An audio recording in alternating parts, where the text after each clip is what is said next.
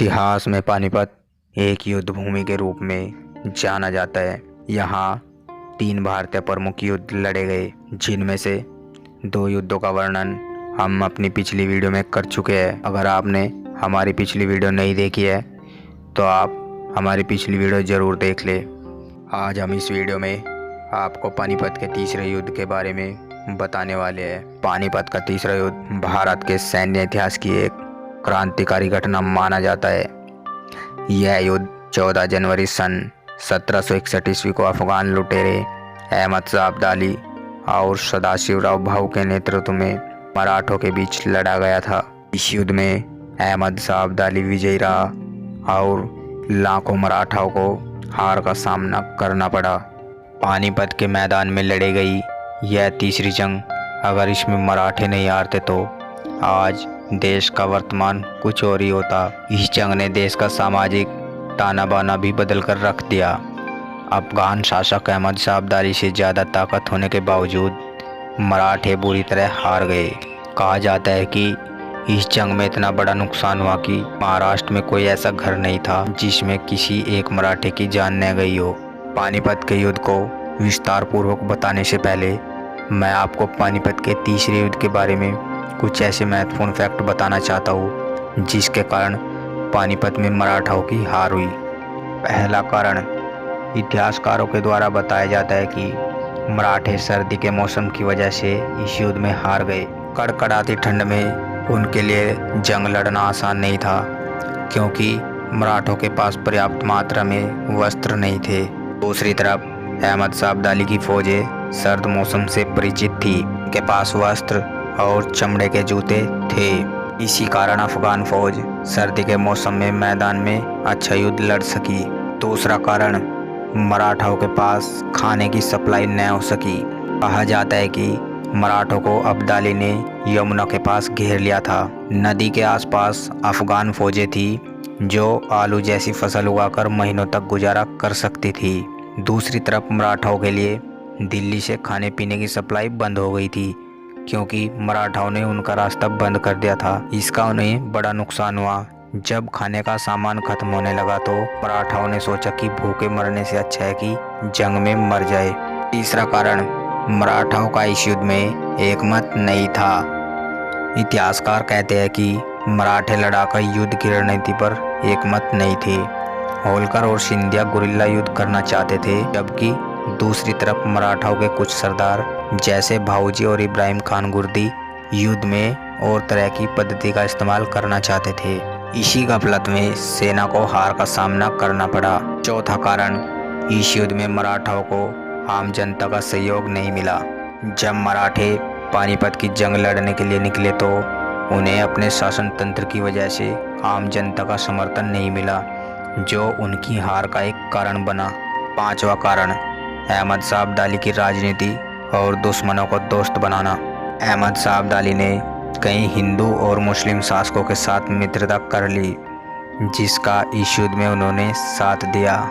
पानीपत का तीसरा युद्ध 18वीं सदी में लड़े गए सबसे विनाशकारी युद्धों में से एक था, जिसने एक दिन में हजारों योद्धाओं को काल का ग्रास बना दिया। इस विनाशक युद्ध से संबंधित कुछ पहलुओं को हम आपके समक्ष रख रहे हैं। तो दोस्तों, वीडियो में आगे चलने से पहले अगर आपने अभी तक हमारे चैनल को सब्सक्राइब नहीं किया है तो आप हमारे चैनल को सब्सक्राइब कर ले, और अगर वीडियो अच्छी लगे तो वीडियो को लाइक और शेयर जरूर करें। 18वीं सदी की शुरुआत हो चुकी थी।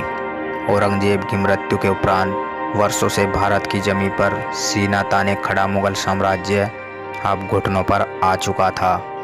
दूसरी तरफ मराठाओं का भगवा परचम बुलंदी से लहरा रहा था। पेशवा बाजीराव के नेतृत्व में राजपूताना, मालवा अथवा गुजरात के राजा मराठाओं के साथ आ मिले थे। मराठाओं ने लगातार आक्रमणों से मुगल बादशाहों की हालत खराब कर रखी थी। उत्तर भारत के अधिकांश इलाके जहां कभी मुगलों का राज हुआ करता था, वहां मराठाओं का राज हो चुका था।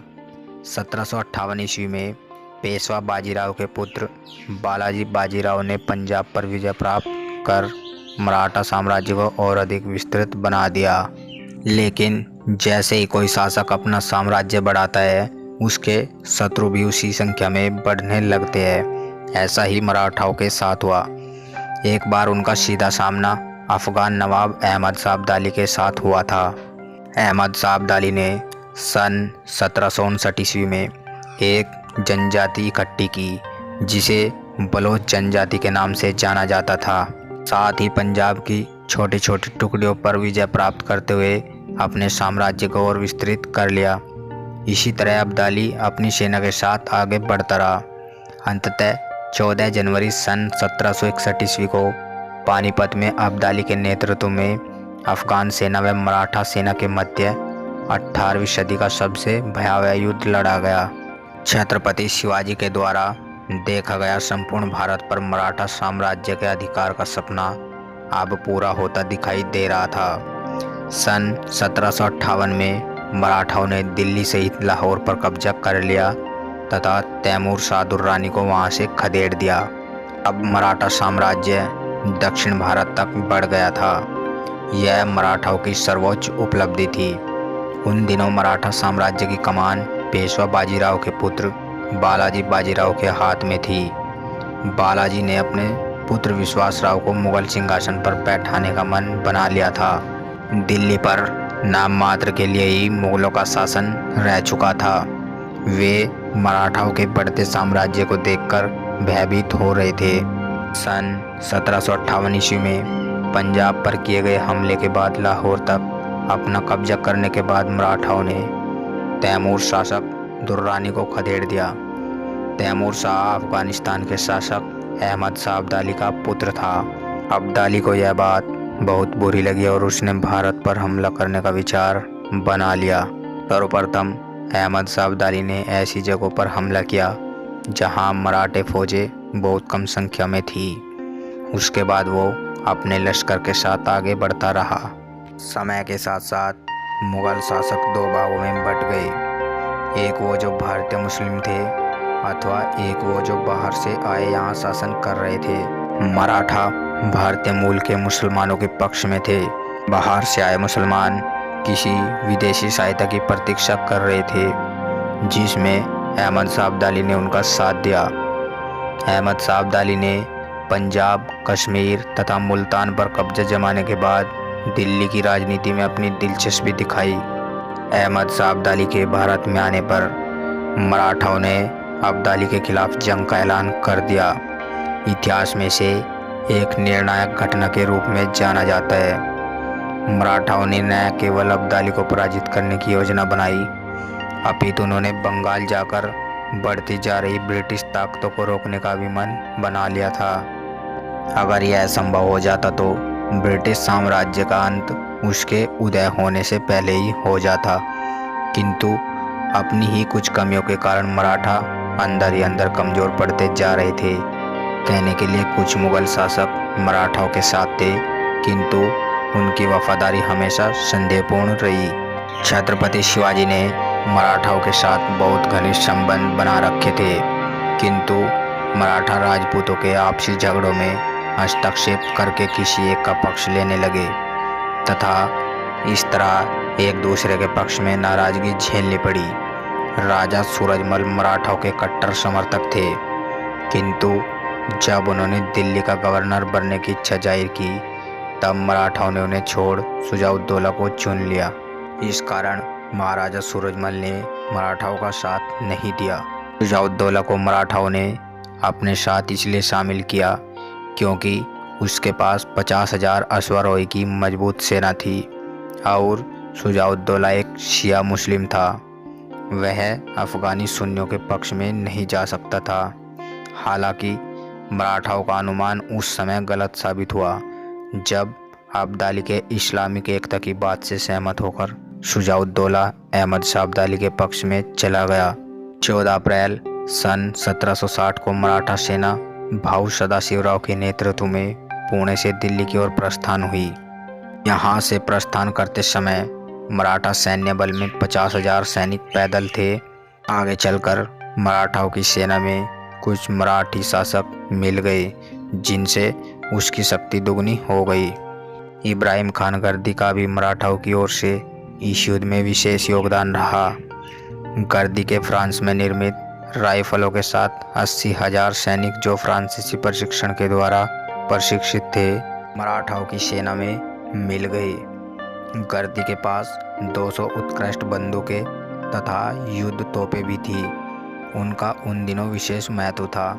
मई और जून के बीच जब मराठा आगरा पहुंचे तब मल्हारराव होलकर तथा जुनकोजी सिंधिया भी अपनी सेना के साथ मराठा सेना में शामिल हो गए। इसी कारण मराठा सेना जब दिल्ली पहुंची तब उनकी सैन्य शक्ति 2 लाख थी। मुगल सम्राट मराठाओं की सहायता के लिए संबंधित थे। दूसरी तरफ दिल्ली में मराठाओं के बहुत कम शुभचिंतक थे। असल में वे मराठाओं के बढ़ते वर्चस्व से खुश नहीं थे। इसका फायदा उठाते हुए नजीब खान और बादशाहों ने तो अब्दाली को विशेष रूप से आमंत्रित किया था। 1739 में भी मुगल नेताओं द्वारा नादिर शाह को इसी तरह आमंत्रित किया गया था, किंतु नादिर शाह ने भारत को लूटते वक्त हिंदू मुस्लिम में कोई भेदभाव नहीं किया था। साथ ही मुगल सम्राट का मयूर मुकुट अथवा कोहिनूर हीरे सहित लगभग 100 करोड़ की संपत्ति नादिर शाह लूटकर ले गया था। दिलचस्प बात तो यह थी कि अब्दाली ने केवल लूट के मंसूबे के साथ ही भारत में कदम नहीं रखे थे, अपितु उसका सपना दिल्ली के सिंहासन पर मुगलों के हाथ से दिल्ली छीनना था। इसी के तहत उसने उत्तरी दिल्ली में बसे हुए अफगानियों को अपनी तरफ कर लिया, जो इस युद्ध में फायदेमंद साबित हुआ। 14 जनवरी सन 1761 ईस्वी में मकर संक्रांति के दिन पानीपत के मैदान में दोनों सेनाएं आमने सामने आई। उसके बाद रण में शुरू हुआ मृत्यु का तांडव। इब्राहिम गर्दी की विशेष बंदूकों अथवा तोपों ने रणभूमि में हाहाकार मचा रखा था। ऐसा प्रतीत हो रहा था कि मराठा आज नया इतिहास लिखेंगे, किंतु शाम होते ही युद्ध की स्थिति पूरी तरह बदल चुकी थी। दोनों पक्षों के लगभग 40,000 सैनिक मर चुके थे। पेशवा के पुत्र भाऊ विश्वासराव, जसवंतराव पवार तथा तुकोजी सिंधिया सहित कितने ही योद्धा वीरगति को प्राप्त हो गए थे। इस युद्ध में विनाश का अनुमान आप इस बात से लगा सकते हैं कि महाराष्ट्र का कोई भी ऐसा परिवार नहीं था जिनका कम से कम एक सगा संबंधी इस युद्ध में न मारा गया हो। मराठाओं की ओर से मरने वाले सैनिक ही नहीं बल्कि आम नागरिक भी थे, जो सेना के साथ तीर्थ यात्रा के लिए जा रहे थे। मराठाओं की हार के बाद अब्दाली ने अपनी सेना के साथ इन नागरिकों को मारते हुए आगे बढ़ना शुरू कर दिया। पुरुषों को मार दिया गया तथा महिलाओं अथवा बच्चों को गुलाम बना लिया गया। अगर आप सोचते हैं कि अब्दाली की सेना ने मराठों को परास्त कर दिया, तो आपका ऐसा सोचना पूर्ण रूप से सही नहीं है। मराठाओं को अब्दाली की सेना ने नहीं अपितु ठंड ने हराया था। मराठा सेना युद्ध स्थल के मौसम से अनजान थी तथा पतली धोती तथा कुर्ता पहनकर हथियारों के साथ जंग के मैदान में कूद पड़ी, जिसका परिणाम यह हुआ कि सर्दी से उनकी हालत पस्त हो गई। जबकि अब्दाली को इस मौसम का पूरा अनुमान था। उसने अपनी सेना को मौसम के अनुकूल पोशाक पहनाकर युद्ध में उतारा था। दूसरी तरफ सदाशिव भाऊ की भावुकता ने मराठों की पराजय पहले ही सुनिश्चित कर दी थी। हुआ यूं था कि मैदान में विश्वासराव भाऊ को गोली लग गई थी। विश्वासराव भाऊ सदाशिवराव के अत्यंत प्रिय थे। उन्हें इस अवस्था में देखकर सदाशिवराव बिना कुछ सोचे समझे अपने हाथी से उतरकर घोड़े पर सवार होकर विश्वासराव के पास चले गए। इधर सदाशिवराव भाऊ को हाथी पर न पाकर मराठा सेना भयभीत हो गई और उन्हें लगा कि भाऊ वीरगति को प्राप्त हो गए। धीरे धीरे यह खबर पूरी सेना में फैल गई, जिससे सेना का मनोबल टूट गया। परिणाम स्वरूप हार की ओर बढ़ते अब्दाली की सेना में नया जोश आ गया और वो फिर उठ खड़े हुए। इस युद्ध में तकरीबन एक दिन में 40,000 योद्धा मारे गए, जो किसी भी सामान्य युद्ध में मरने वाले योद्धाओं की संख्या से बहुत ज़्यादा थे। भारत की दुर्दशा का हमेशा यही कारण रहा है कि यहाँ राजाओं अथवा बादशाहों ने अपना अपना फ़ायदा सोचा तथा बाहरी दुश्मनों को पनाह दी। इसके विपरीत अगर शुरुआत से ही एकजुट होकर लड़ते तो शायद आज हमारा देश शक्तिशाली होता। दौर कोई भी हो, लेकिन हमारे देश पर राजनीति हमेशा हावी रही है। इस युद्ध के बाद अहमद शाह दुर्रानी ने मराठाओं की वीरता को लेकर उनकी काफ़ी तारीफ की और मराठाओं को सच्चा देशभक्त भी बताया। तो दोस्तों, वीडियो आपको कैसी लगी हमें कमेंट बॉक्स में कमेंट करके बताइएगा। और अगर वीडियो आपको अच्छी लगी हो तो आप हमारी वीडियो को लाइक और शेयर ज़रूर करिएगा। और अगर अभी तक आपने हमारे चैनल को सब्सक्राइब नहीं किया है तो आप हमारे चैनल को सब्सक्राइब ज़रूर कर ले। चलिए दोस्तों, मिलते हैं अगली वीडियो में एक नई कहानी के साथ। तब तक के लिए नमस्कार, जय हिंद, जय भारत।